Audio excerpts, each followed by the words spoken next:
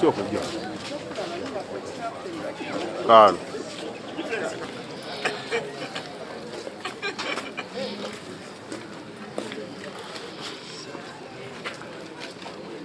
Jambo sawa. Ngoja nitajua kama kuna.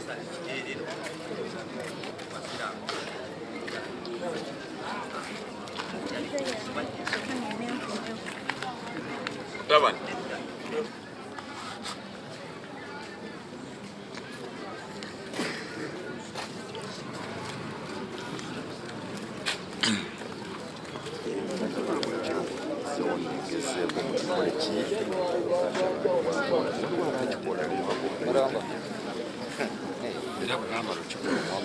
On usafi.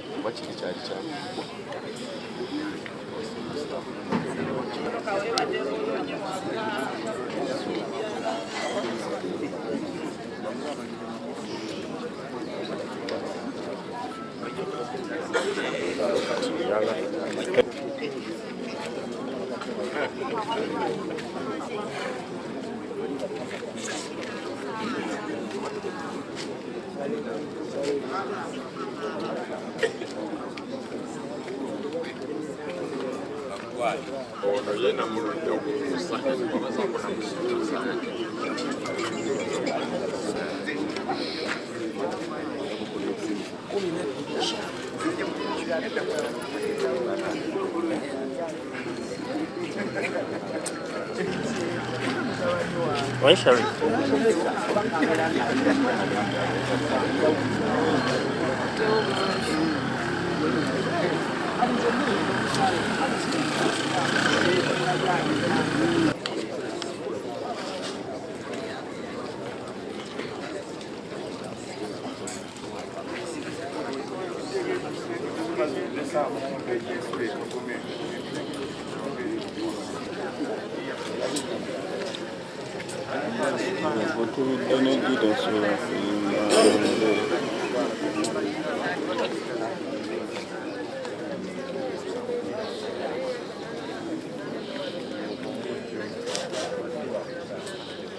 Waliwo sekuritale, waliwo defense. Kitegedde. Nze Mukasa Patrick, Vice Chairman wa LC2 Maganjo Parish, nga n'okubufuna mu kulonda okwaliwo okwaggwa nali maze okufuna omukisa nga nze nondeddwa nga sekuritale wa Jabbeeri. Kati bwe twagenda mu kalulu k'okulondamu LC2 kwe kufuna ekifo ekyo, naye era Jabbeeri nandeka ku lukiiko luno olwa wano nga mpeerezaako. Jabbeeri afuze ebbanga eriri mu myaka 4 ng'akulembera ekyalo kino. Yali mumyuka wa Chairman Sendagala omugenzi. Kakati Sendagala bwe yafa, olwo n'abeera keyateeka n'atwala, kulonda bwe kwajjawo n'aliira ddala ekifo ekyo mu butongole. Akimazeeko emyaka 4, era omulundi guno era abadde yeesimbyewo nga ye candidate waffe gwe tuleese aba NRM. Ate era abadde nga ye flag bearer wa NRM ogani, era yabadde chairman, era yalondebwa bulondebwa n'ayitawo mu butuufu ng'awangudde. Kale n'olw'ensonga eyo tufiiriddwa Jabbeeri amaze ebbanga nga mugonvugonvu ng'alina ekirwadde ekya pneumonia ekimutawaanya era kyekyavuddeko abasawo balipootinze nti amagwe gabaddemu amazzi, ng'era olaba pneumonia yaleese obuzibu kussaako ne kubeera nga kumukaluubiridde n'abeera nga tassa bulungi. Kati jjo ssaawa zaadde ziyingidde nga 12 n'atwalibwa ng'embeera si nnungi. n'agenda ne bamutwala Emmengo. Akati Emmengo eyo bamulemereddwa kwe kumuweereza e Mulago. Mukama gyamujjululidde ng'obudde bukyasanga 10 ez'ekiro. Naye kitalo nnyo tufiiriddwa omuntu abadde talina nziro, abadde akulembera ekyalo nga buli omu amwesiga, buli omu amutwala mu kitiibwa kye, talina kunyooma, talina kusaliriza, talina kusosola nti ate ono wa ddiini ki ono wa ddiini ki. Jabbeeri abadde muntu w'abantu, tufiiriddwa nnyo, ate afiiridde mu kaseera akabi ng'amaze n'okuwandiikibwa nominating. Abadde nominated olwedde nga candidate waffe agenda okwesimbawo ku kyalo kino.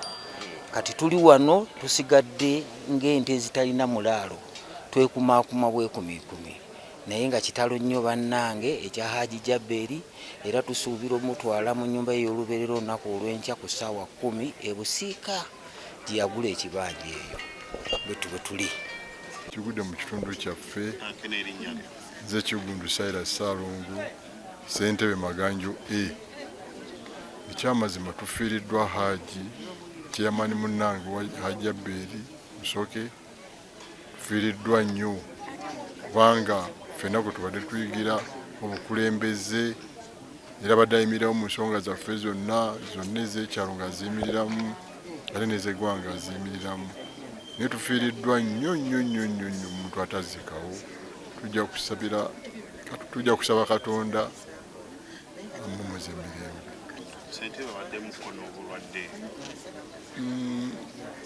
Abadde munafunafu ng'omuntu akuze, naye nga si bwe bulwadde obwakabi nnyo, naye buno bumusse bwamuzingiza buzingiza ne bumukola ki n'afa. Afiiridde Mulago gye yaddusiddwa okujjanjabibwa. Kigundu Cyrus Ssalongo. رضيت بالله ربا وبالإسلام دينا وبمحمد صلى الله عليه وسلم نبيا ورسولا. Sookera ddala nze Mwoyo Gwanga kansala Isa Mubiru owa Kawempe zone E, tugamba ffe nti inna lillahi wa inna ilaihi raji'un. Wakitiibwa Allah okubeera nga atuggyeko chairman waffe Alhaji Jabbeeri Musoke. Tufiiriddwa nnyo ng'ekyalo, tufiiriddwa nnyo nga essomero lya Maganjo Meya kwabadde ng'omu ku bakulembeze baalyo. Tufiiriddwa nnyo ng'omuzikiti gwa Maganjo Meya, tufiiriddwa nnyo ng'Abasiraamu ku muzikiti yonna gy'addawangalira, omusajja omukwate mpola, omusajja omukakkamu. Naye tugamba nti kadara Allah masha Allah, kwegera ku Allah tabaraka wa taala, kubanga okufa kuno kalibabu ogwo mulyango, kullu unas, buli omu yenna wakuguyingira. Oba otya ffe tugamba ogwo mulyango, buli omu alina okubeera nga guyingira.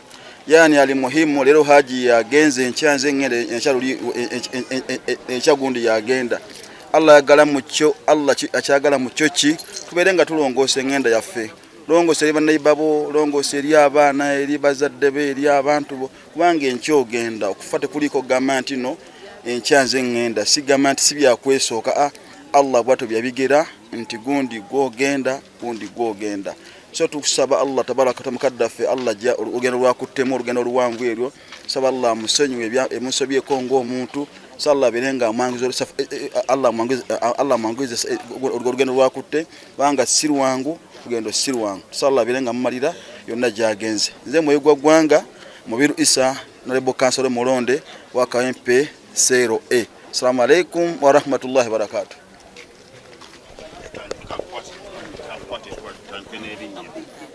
Manya gange nze Kiwanuka Ssalongo, nga mbadde kuno ku Maganjo okumala emyaka 5.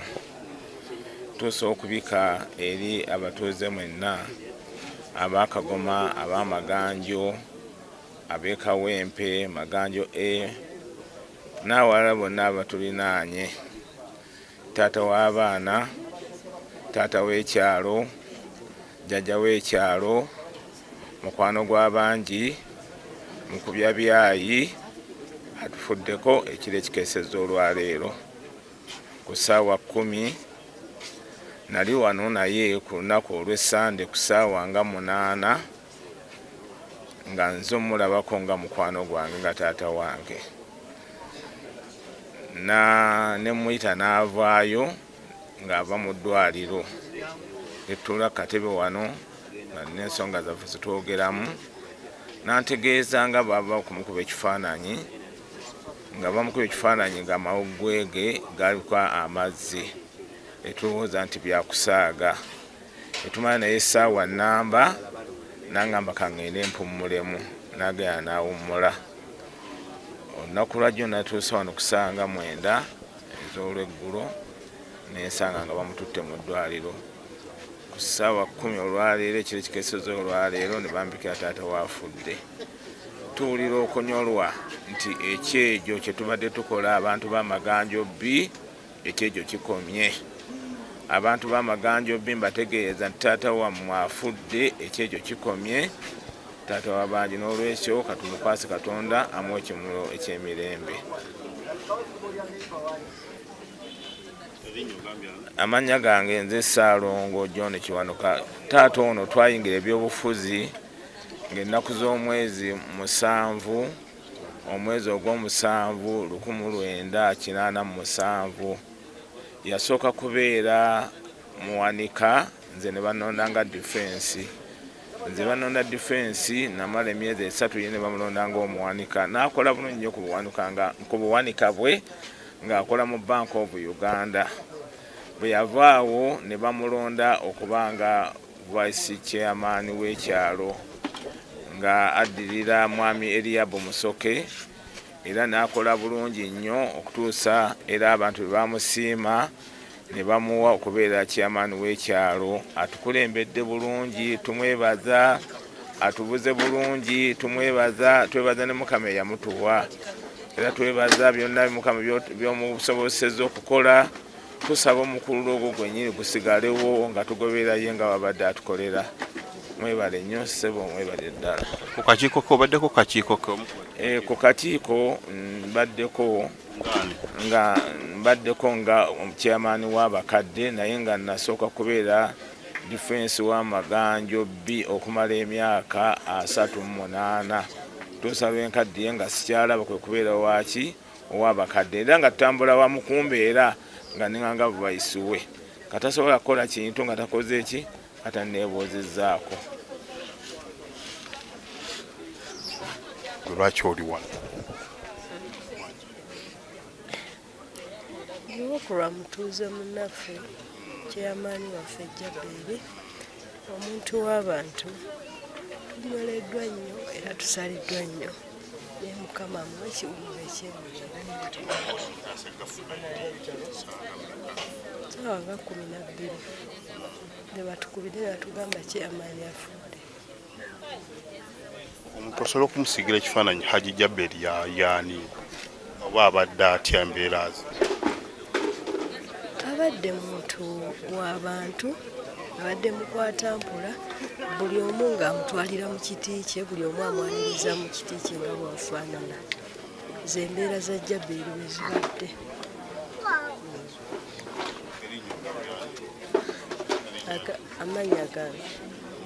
amanya gaani bampita Winnie Nannyondo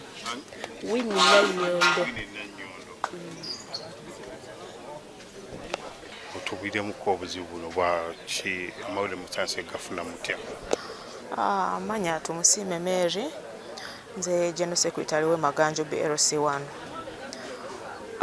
Haji twagenda kumuwandiisa naye yafunamuko ku pneumonia so ng'ekifuba awulira kizitowa bamutwalako mu ddwaliro aba famire ne bamujanjaba batandika okumujanjaba lunaku kyolo twawandiisa lwa ndakondabe twawandiisa lwa kumeka Mukama Yesu taata twawandiisa lunaku ki twawandiisa soko posing defense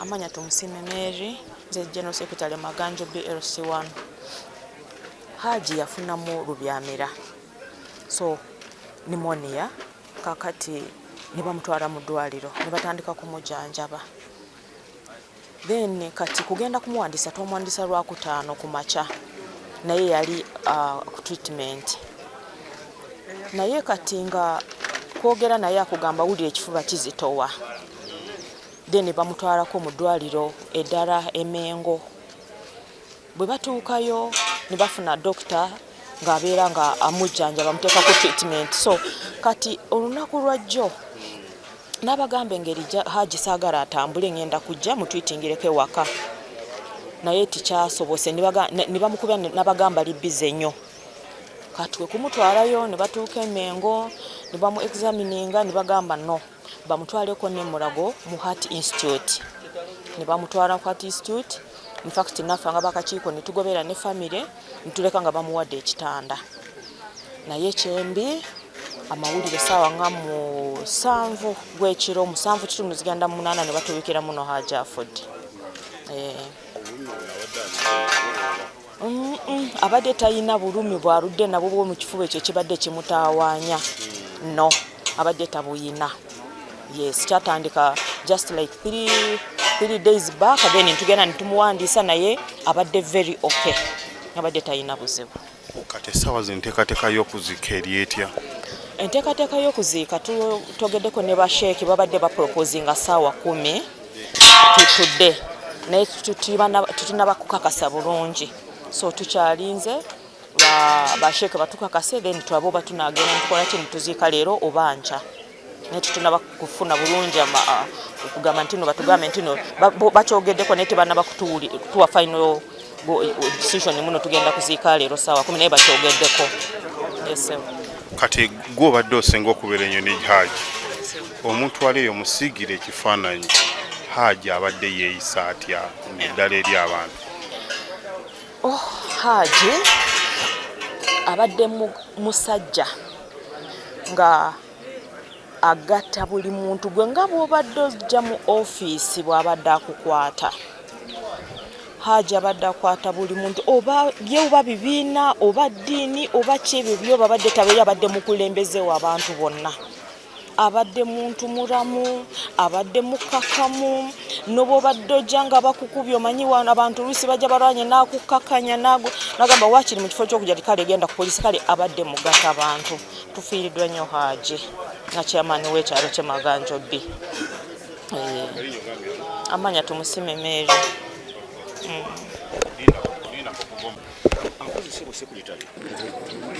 kati oba oyagala interview era njagala gitandika oba ati ngenda kulaba abamu ku basajja boyina ozijjako